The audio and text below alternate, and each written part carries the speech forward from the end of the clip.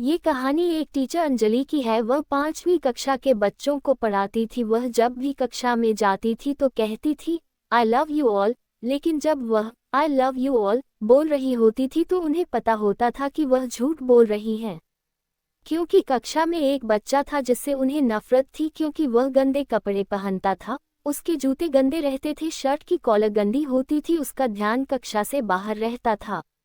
Anjali madam मन ही मन उससे घृणा करती थी। धीरे धीरे उनकी नफरत और बढ़ती गई। वह राजू पर ताने मारने लगी।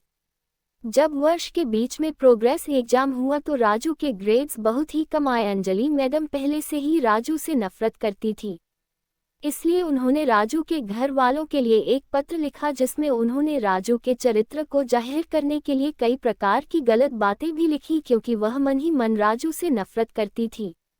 स्कूल का एक नियम था कि प्रोग्रेस रिपोर्ट घर पर भेजने से पहले प्रिंसिपल के पास जाती थी। जब प्रिंसिपल ने देखा तो उन्होंने सोचा मैडम ने तो एक भी बात अच्छी नहीं लिखी। प्रिंसिपल ने मैडम को बुलाया और कहा आपने एक भी बात अच्छी नहीं लिखी, बच्चे के बारे में कुछ तो अच्छा लिखिए। अंजलि जी कहने लगी कि बच्चा जैसा है सर मैंने वैसा ही लिखा है, इसमें बुरा ही क्या है। प्रिंसिपल सोचने लगे कि कैसे मैडम को समझाया जाए।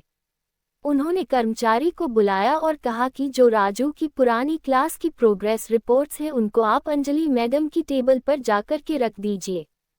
अगले दिन जब मैडम विद्यालय आई उनकी टेबल पर राजू की पुरानी प्रोग्रेस रिपोर्ट्स थी। मैडम बहुत खुश हुई कि अब देखती हूँ क्या क्या इसने कारनामे किए पुरानी कक्षाओं में। उन्होंने देखना शुरू किया। उन्होंने राजू की तीसरी कक्षा की रिपोर्ट उठाई तो उसमें लिखा हुआ था कि राजू बहुत ही अच्छा बच्चा है, बहुत इंटेलिजेंट है, बहुत समझदार है।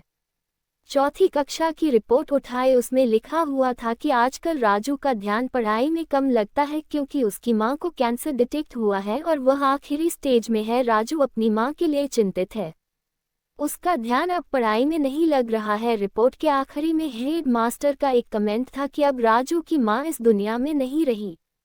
हम सब शिक्षकों को मिलकर राजू की जिंदगी को बचाना है, उसकी जिंदगी की चमक को बचाना है, उसके भविष्य को बनाना है। जब ये सब मैडम पढ़ रही थी तो उनकी आंखों में आंसू थे। वह रोने लग गई कि मैं एक मासूम दुखी बच्चे का दुख न समझ सकी।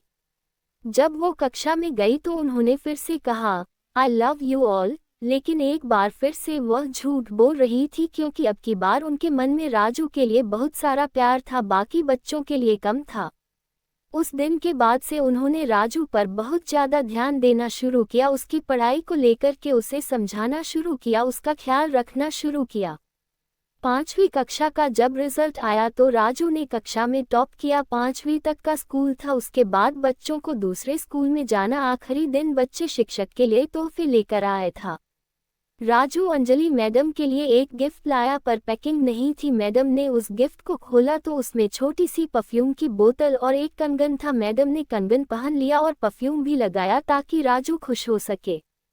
राजू अटकती आवाज में रोते हुए बोला ये परफ्यूम मेरी मम्मी लगाती थी और आप मेरी माँ की तरह लग रही हो। वह ये बोलते समय रो रहा था। अंजलि मैडम ने राजू को गले लगा लिया और रोने लगी। मैडम ने आंसू पोंछते हुए कहा बेटा तुम जिंदगी में बहुत कामयाब इंसान बनो, मेरी ईश्वर से प्रार्थना है, पर अपनी इस मून बोली माँ को कभी भूलना मत। उस दिन के बाद से राजू दूसरे स्कूल में चला गया। वह पढ़ता रहा। हर वार्षिक परीक्षा का जब रिजल्ट आता था तो एक चिट्ठी मैडम के पास आती थी जिसमें लिखा होता था कि मैं अच्छे अंकों से पास हुआ हूँ माँ।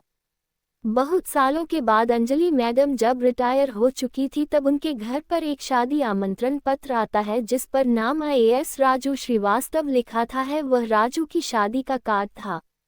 मैडम राजू की शादी में पहुंचती है। जब राजू उन्हें देखता है तो सब कुछ छोड़ के उनके पास जाता है और उनका हाथ पकड़कर स्टेज पे लाता है। ये देख सभी अचंभित हो जाते हैं क्योंकि राजू दूल्हे के लिबास में था। राजू माइक लेता है और कहता है कि ये मेरी माँ जिनसे मैं आपको मिलवाना चाहता था। राजू सभी को अपनी कहानी बताता है और रोने लगता है। कहानी यह सब देखकर मैडम भी रोने लगती हैं। इस प्रकार यह कहानी विद्यार्थी और शिक्षक के रिश्ते के लिए अमर हो गई और शिक्षा का महत्व भी बताती है।